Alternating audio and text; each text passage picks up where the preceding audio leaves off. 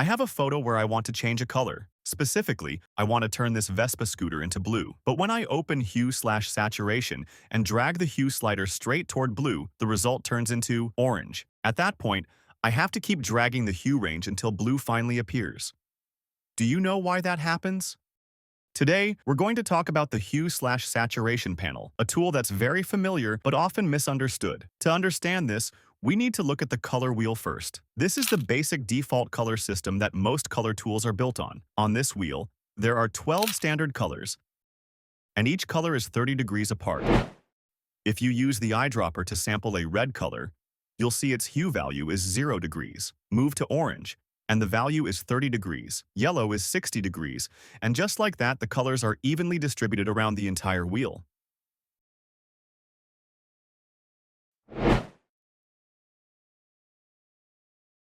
So when you drag the hue slider, what you're really doing is rotating the selected color range around this color wheel by a certain angle.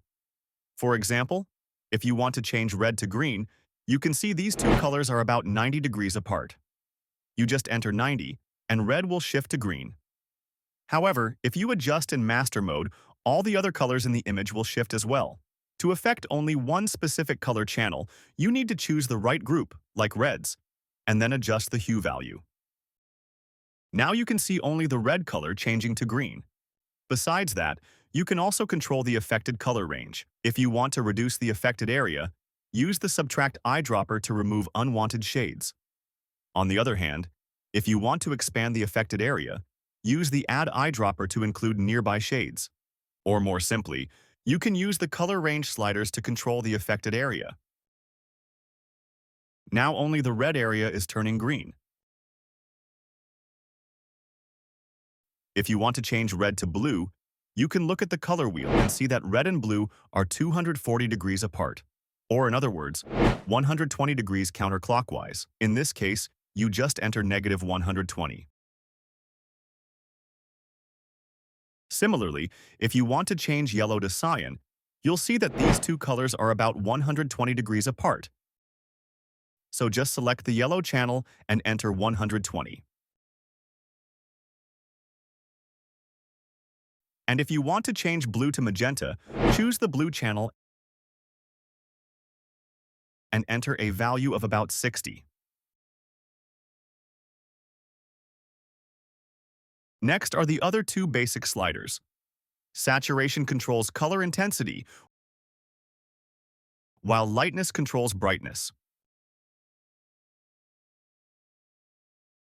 When an image only has black, white, and gray, dragging hue won't do anything, because those areas have no hue. But when you enable Colorize, Photoshop assigns a single color to the entire image. With this black and white photo, when you turn on Colorize, the whole image instantly gets covered with a red tone. Now, hue decides what color it is, saturation decides how strong or weak it is, and lightness decides how bright or dark it is.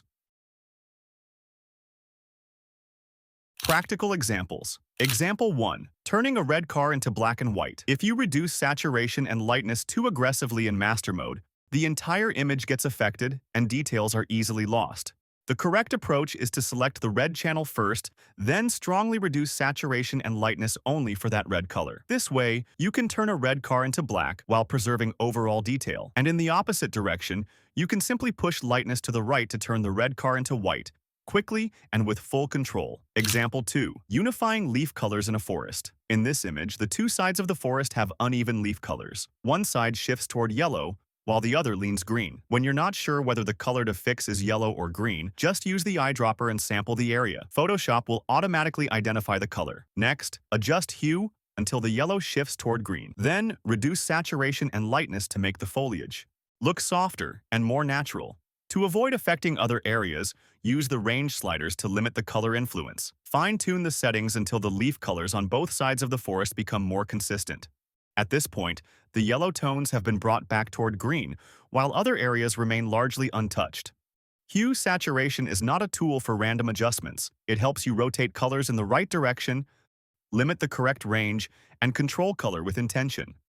Once you understand this principle, you'll work faster, more accurately, and damage your images far less.